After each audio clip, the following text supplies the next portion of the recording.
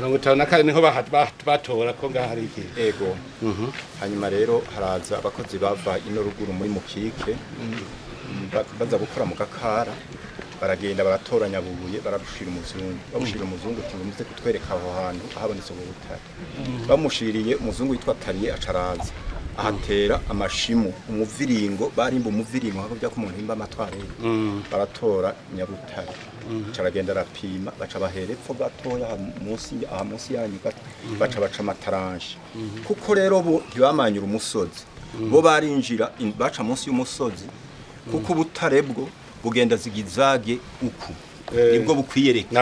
n'amafiro kuko nibwo bwerekana sugupfa kumamagura umusozi bwo bagenda uku bufise irangi riburanga hanyuma rero bakaguma basomba amabuye bakura hariya hariya binjiriye bagaca babudepoza hariya agashandi hari muri ya musirikare ubona yicaye ari hariya niho babukurira mu kuzimu bagaca basesa hanze hanyuma rero bagaca badepoza rero kabujana hariho n'akabarabara bari yaciye aha hepfo kashika mu gakara bagaca babukurira amatragiteri kagaca kabujana kara hagati kagabura mugere na gwibaga karacari oya harasibye hamazi yarahateye hanyuma rero mu majambo make baraza umuzungu araca amataranshi buraca rero aciye n'amashimu y'imiviringo inka zo kwa papa hacakora korokera mu inka zimwe wa muzungu aramariye kwinga ubona umutama ticugenda sinemera kugira inka zanje zimarire ngaha yaciye agenda muri baciye bugara menga muri 80 na rimwe cyarugura baragera aha hantu rero nyakubanye n'icubahiro turahasigarana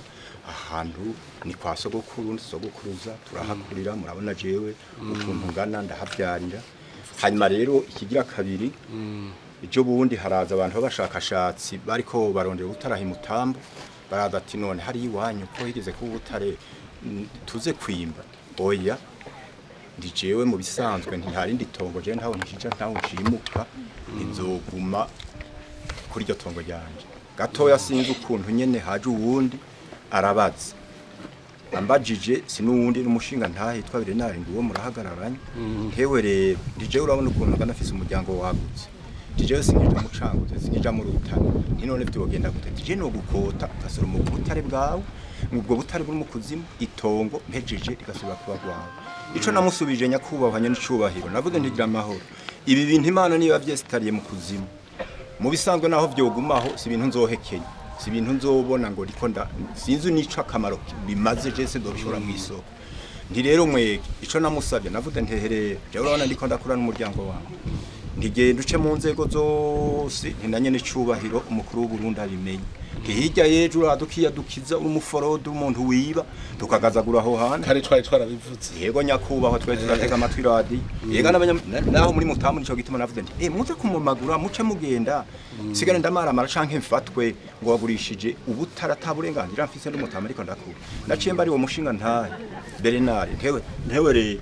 untabare nzego gushika ku mukuru w'umutumba ntinaje n'umushinga ntahe ndatwara